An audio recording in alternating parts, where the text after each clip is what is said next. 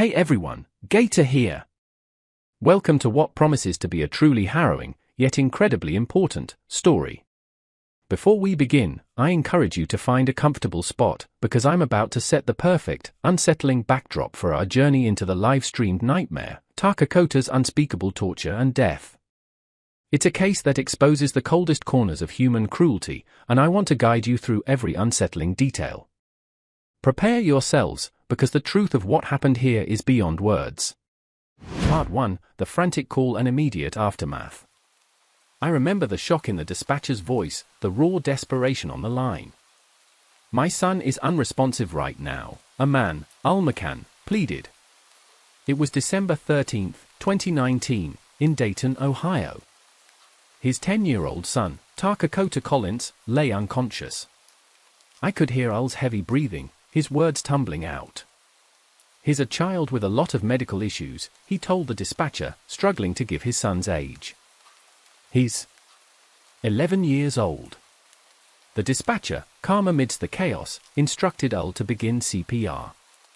I could hear Al attempting mouth-to-mouth, then the steady rhythm of chest compressions. "It smells real rotten in the inside of his stomach," he muttered, a detail that sent shivers down my spine even then. He kept trying though, continuing the compressions until emergency services and police officers finally arrived. Takakota was rushed to the Children's Medical Center, but it was too late. The 10-year-old was pronounced dead. This tragic outcome, however, was just the beginning of a series of disturbing revelations. When officers entered Al's home, they immediately noticed something amiss. These observations were later confirmed by the medical staff who had tried to save Takakota.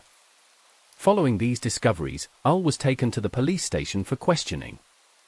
As I saw Al being led into the interrogation room, he was already in handcuffs. There had been an altercation just moments before. He'd reportedly picked up a chair in another room and started banging on the door and walls. Officers had to use force to subdue him. He asked for water, claiming he hadn't had any in hours, and complained about a lip injury. The detective, seemingly unfazed, then got straight to the point. "We are going to be interviewing you in regards to the crime of a homicide." Al's response was chilling. He claimed he didn't even know his son was dead, that they just told me he dead but they didn't tell me what killed him. But I knew, from the records, that he had already received a grim update from emergency services shortly after they arrived at his home. It became clear, very quickly, that Al's narrative of the events was far from straightforward. My thoughts: the initial 911 call paints a picture of a distraught father, but the immediate aftermath with the police reveals a different side of Al, volatile, defensive, and seemingly in denial about his son's death. This stark contrast immediately raises a red flag. Part 2, A Father's Disturbing Narrative. The detective started by addressing one of the first things officers and emergency services had noticed about Takakota. First of all, he had marks all over his behind. Al immediately had an explanation, a disturbing one at that. "It's every day now," he claimed. "Sometime I had to spank his behind just to prevent him from hurting himself." He painted a picture of a child constantly in danger, prone to extreme self-harm, even jumping out of windows. "There is no stopping him," Al insisted. "I'm afraid. I've been telling people I was afraid, but at the same time it was nothing I can do." He tried to rationalize the marks, saying I'd be surprised just to sit there and watch him do it. He described Takakota as constantly whacking, bamming, jumping, flipping, and kicking, even mentioning how he would kick downstairs. The conversation then shifted to who else lived in the house. It was owned by Al's girlfriend, Amanda Hensey, and her sister, Jenny Ert, along with Al's 3-year-old younger brother. Takakota was not Amanda or Jenny's son. Al and Amanda were raising Al's younger brother. Neither Amanda nor Jenny were present during the 911 call, but they would eventually speak with authorities and add their own twisted layers to this troubling case. Al continued to describe Takakota's living situation, claiming it was perfect. He said he had sent Takakota upstairs where it didn't stink, and he had a bed, clothes, and everything he wanted. Yet, in the same breath, he made a bizarre claim about a blanket. "I can't get a boy a blanket cause if I give him a blanket now he has marks all over his body from him pissing on himself and wrapping around in his own blanket." He tried to frame his disciplinary actions as necessary to prevent self-harm, stating, "Anytime that I put my hands on him, it was to keep him from hurting himself." He explicitly denied punching or slamming Takakota, claiming he would only grab him and like, "Hey, enough's enough." The detectives, seeking to understand the full picture, then brought in Ul's girlfriend, Amanda. She clarified that if she signed the waiver, she still had the right to a lawyer, which she eventually waived. Amanda then expressed concern for her sister, Jenny, mentioning Jenny's bipolar disorder, ADHD, depression, and a learning disability, saying she's not all there. When asked about Takakota, Amanda gave a different history. She said Ul was fighting for custody in Wisconsin when they first met, and Takakota was a good kid who had bounced around foster home. She recounted moving to Ohio in 2014 and Takakota attending school at Horseman, where he had a lot of behavior problems, even once hurting her with a knife, which led to them removing all knives from the home. However, when asked if Takakota was locked up there in the attic and pooping and peeing and everything up there, Amanda firmly denied it. "No, we never locked him up there." This immediately contradicted Ul's earlier implications. Ul's attempt to paint Takakota as a severely disturbed child who inflicted harm upon himself, coupled with the bizarre detail about the blanket, is deeply unsettling. The immediate discrepancy between Ul and Amanda's accounts regarding Takakota's living situation and history, especially the attic, suggests a deliberate attempt to conceal the truth. Part 3: Unraveling the Truth, the School's Perspective. Investigators soon took a closer look at Takakota's living situation, and what they found was a stark contrast to Ul's description of perfect. In the attic, they discovered a small, barren room reeking of urine and feces. There were no working lights, only a bucket, some pools of liquid Amanda had mentioned, and a yellow stool with 2 missing legs. This stool, tragically, would become sickeningly relevant later on. They also noted what appeared to be blood smeared on the attic walls, a large clear plastic tarp, and a shower curtain covered in feces. Takakota's bed was a green cot that resembled a lawn chair. Adding to the unsettling scene, the home was filled with photos of Ul, Amanda, Jenny, and Ul's younger brother, but not a single picture of Takakota. Ul continued his strange narrative, claiming that when counselors spoke to Takakota, he would play them so slick that they wouldn't believe Ul's stories. He even suggested that Takakota would do anything in the world for things like ice cream and cigarettes, though Ul quickly clarified he never gave him cigarettes, implying Takakota was a manipulative bully. Ul reiterated this during the 911 call, telling the dispatcher Takakota just hurts himself all the time, and that he'd eat things and never ends. Ul claimed Takakota was homeschooled for the past 2 years due to being suspended. However, when investigators spoke with teachers and the principal at Horseman Elementary School, a very different picture emerged. The principal didn't recall Takakota having any behavioral problems, describing him as a well-rounded student, friendly, helpful, and eager to please people. One teacher stated she never saw anything like that whatsoever regarding self-harm, noting that Takakota was a very emotional child who would often cry but was one of the sweetest children who loved to make people laugh. However, the school nurse shared concerning observations. Takakota was very thin, and the breakfast staff would give him extra food because he was always hungry. He also had a strong smell of urine all the time, leading the nurse to wash his clothes. Dad didn't like that, she noted. The principal then delivered a crucial revelation about why Takakota was pulled from school. Takakota had an accident, needing a change of clothes. Ul became upset and, over the phone, told them, "I don't want my son going to the clinic. I'm tired of you all questioning my son." He later withdrew Takakota because he was upset with us in regards to calling children's services and questioning his son. School staff had called children's services multiple times, but those reports seemed to go nowhere, and Takakota was soon withdrawn to be homeschooled. The contrast between Ul's portrayal of his son and the school's account is heartbreaking. It paints Takakota not as a troubled, violent child, but as a neglected, hungry, and emotionally sensitive boy. The revelation that Ul pulled him from school after child services were contacted is a strong indicator of a cover-up and a desperate attempt to control the narrative surrounding his son. Part 4: The Horrifying Confession and Jenny's Testimony. Ul then launched into his most unsettling claims yet, detailing the events of the morning Takakota died. He said he had been awake for 3 days. At 6 a.m., he saw Takakota plunging on his chair via camera, dismissing it as normal weird thing, a bid for attention. He described Takakota making outlandish claims to Child Protective Services, CPS, whenever he didn't get his way, alleging that Takakota had been in the system since he was 2 years old. Then, the truly stomach-churning part began. Al claimed he got up around 8 a.m. to get Takakota breakfast.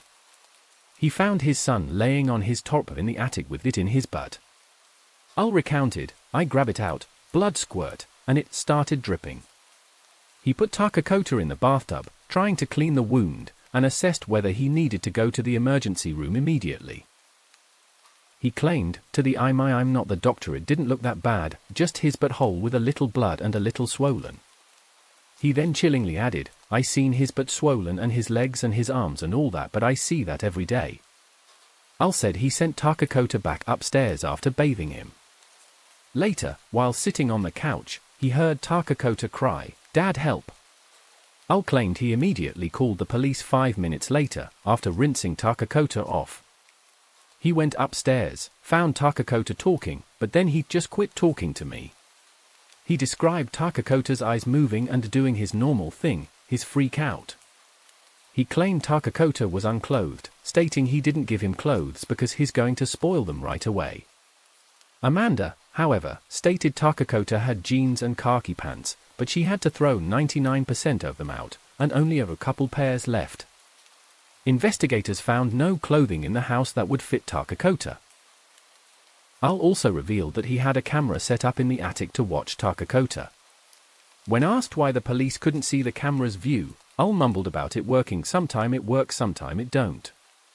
He also complained about the 40 to 50 times social services had been to his house and how the police had told him they couldn't do anything about Takakota's unruly behavior until he was older.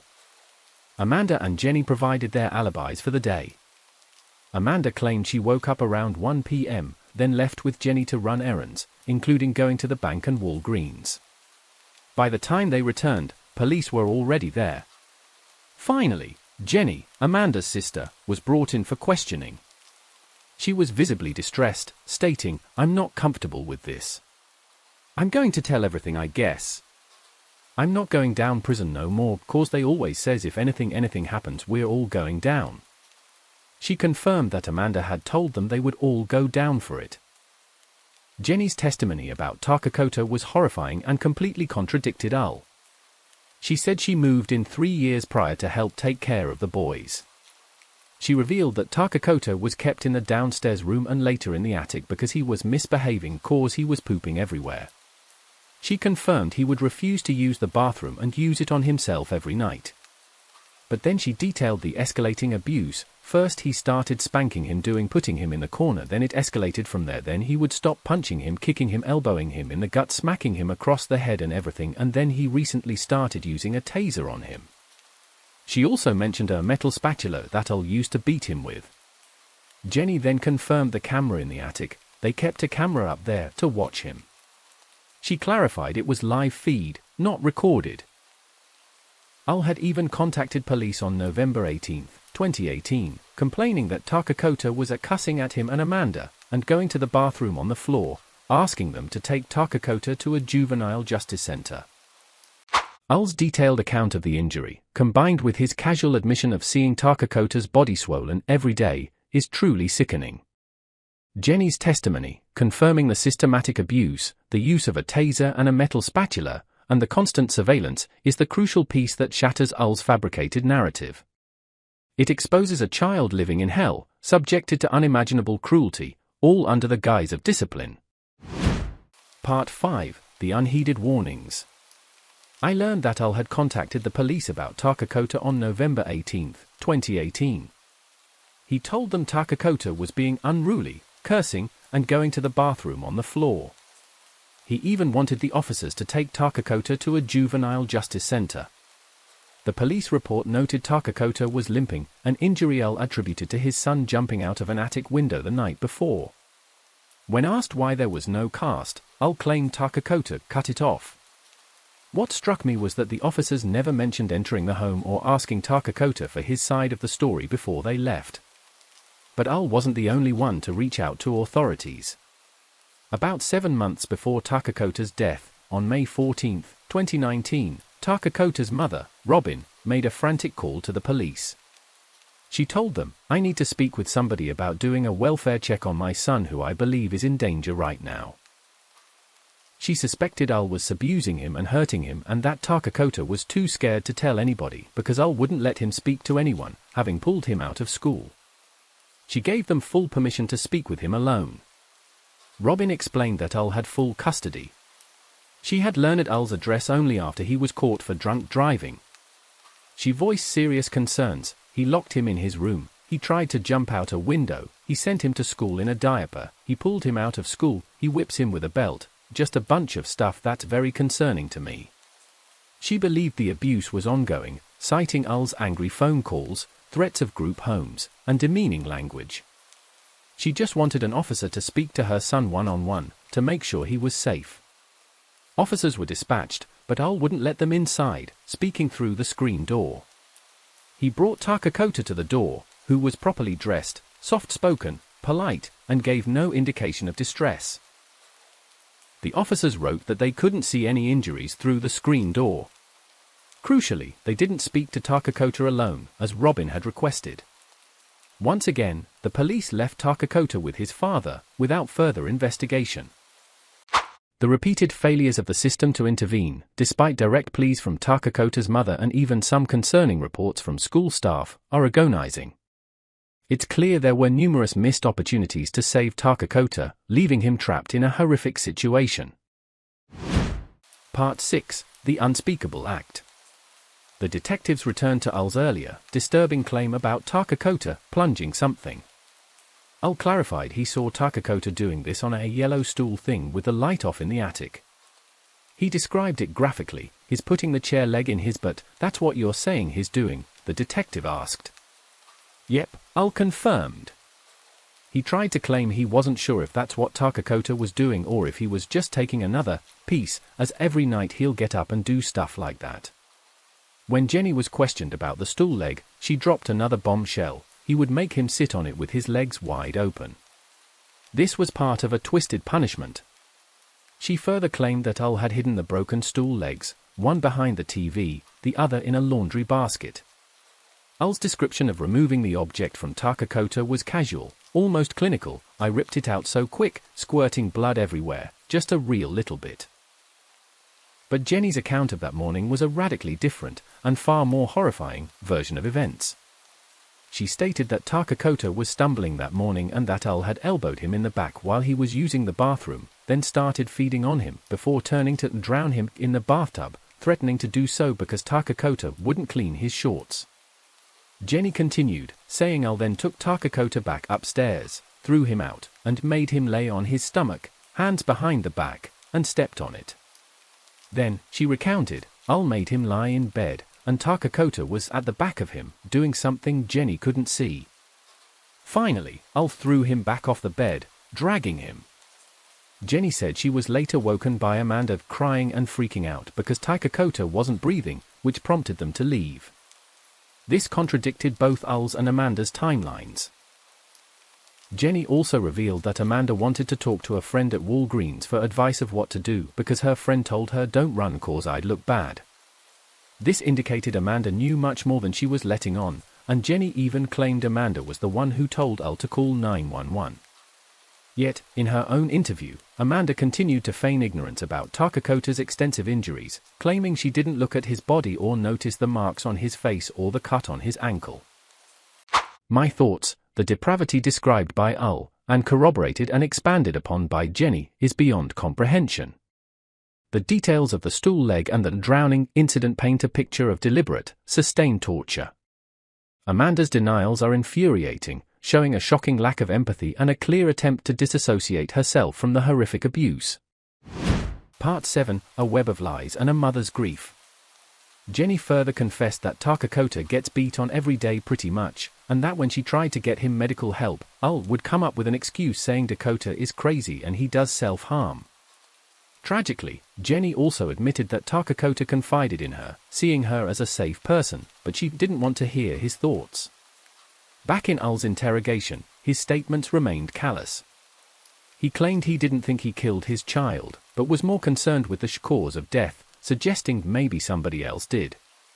When confronted with his history of child endangerment, Ul downplayed it, saying his 3- and 4-year-old children just unlocked the door and went outside. He then added another sickening detail about Takakota: "The only thing I probably did was spank his bottom or hold him down to keep him from eating, or put hot sauce on his butt so it'll burn." He justified it by saying his own father did it to him for thumb-sucking, believing it would stop Takakota from pooping on himself. Ul then questioned if Amanda and Jenny were saying he'd beat him to death, calling it very inaccurate. He insisted he only used his hand to spank Takakota, and that's rarely. But moments later, he contradicted himself, admitting to using a spatula. He tried to explain Takakota's severe injuries as a rash from laying in his piss every day that ate his back up, or claimed he didn't know the cause. He adamantly denied dragging Takakota down the stairs. The detectives pressed Amanda further, showing her images of Takakota's countless injuries. She continued to deny noticing them. The detective, exasperated, stated, "Let's not play stupid. This is your chance to explain this to us because you're not stupid." Yet, Amanda maintained her innocence, claiming she never touched him and wasn't there. The detective then accused her. "You never noticed that this kid was probably miserable his entire 10 years. Jenny, however, began clarifying more details. She confirmed Takakota was largely confined to the attic and locked in that room a lot, only coming down for the bathroom. She also revealed that Takakota's alleged eating his poop was because he would have gotten in trouble if he had with it, implying he was forced to consume his own waste to avoid a beating. With Amanda still refusing to cooperate, the investigators turned back to Ul. He offered new, unsettling details about the second time he took Takakota to the bathroom. He described Takakota shaking and jumping in the water, believing he was just putting on the show again, pretending to have a seizure. He claimed he could stop these shows by offering Takakota a sucker. Ul's self-centeredness continued. "He was shocked about being in prison for the rest of my life, focusing on his own future rather than his child's death." He admitted, "I ain't gonna lie, I did get out of control at times, but I thought he would snap back from it, from his ass whooping." Jenny then described other disturbing household items, a dog leash hanging from a screw above the couch. Ul had claimed it was for a punching bag, but Takakota's autopsy would contradict this. Jenny also made a chilling confession about the abuse. Sometimes he would strangle him. Knees on his chest and his hands on his throat. As Ul's interrogation concluded, he again focused on himself. "I'm afraid for my life. I'm 30 years old when I'm going to do for the rest of my life, all because I tried to raise my child the right way."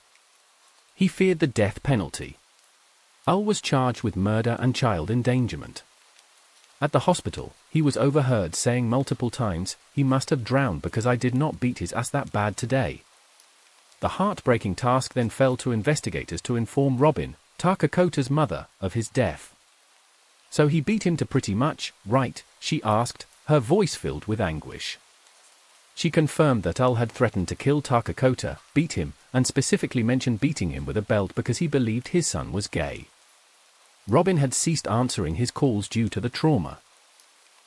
She had told social services repeatedly that Ul was going to kill her son, that he had removed him from school and from people he cared about, and that he was beating him daily. I told them that, and look at what happened," she cried.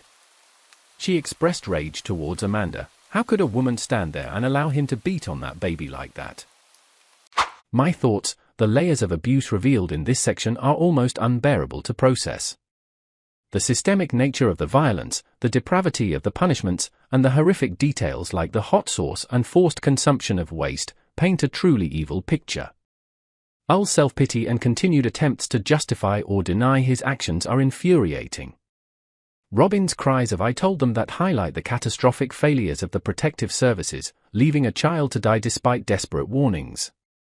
Part 8: The Autopsy and Justice Denied. Even after Ul's arrest, Amanda remained in close contact with him through recorded jail calls, using her mother as an intermediary. They discussed their charges, with Amanda telling Ul his bond was $100 million, later clarified as $1 million, and that he was charged with 4 counts of child endangerment.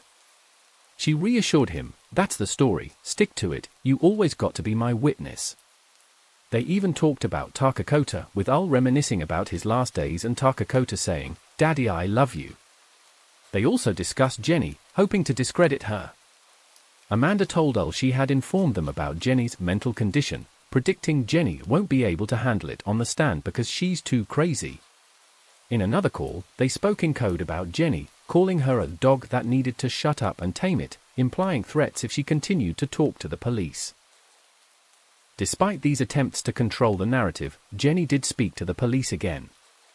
Initially, she recanted some of her earlier, more damning statements, claiming Ul doesn't abuse him, he just disciplined him, and that Takakota likes getting in trouble and likes getting his beatings. However, the detectives confronted her with the recorded jail calls, revealing Ul and Amanda's manipulative efforts to silence her. "Jennifer, you're about to get caught self-caught in a trick bag," the detective warned. "We got in jail calls, we had conversations between Ul and Amanda where they're telling you that you're a dog and you need to get that dog to shut the up. If that dog talks, that dog's going to get pounded." The detective urged her to tell the truth, acknowledging she was likely still being mentally abused. Jenny eventually spoke one more time, holding nothing back. Meanwhile, Ul and Amanda continued to discuss Takakota's cause of death in jail calls. Amanda claimed the autopsy said he cardiac arrest, heart just stopped, trying to downplay it. However, this was completely inaccurate. Takakota's autopsy revealed the horrific extent of his injuries, described as nothing short of brutal. He had hundreds of healed and new lacerations and abrasions across his entire body, head, face, mouth, neck, chest, abdomen, back, buttocks, arms, hands, legs, and feet. He suffered extensive bruising, with many injuries in defensive locations. Deep bruising was found in all layers of his neck muscle, directly over the spine, an injury typically seen only in catastrophic events such as a severe car accident. On his back, there was even a brand, a type of branding of 4 letters beginning with the letters T. Takakota's cause of death was listed as multiple blunt force trauma in combination with compressive asphyxia and water submersion. In her third interview, Jenny finally exposed the full horror of Takakota's daily existence.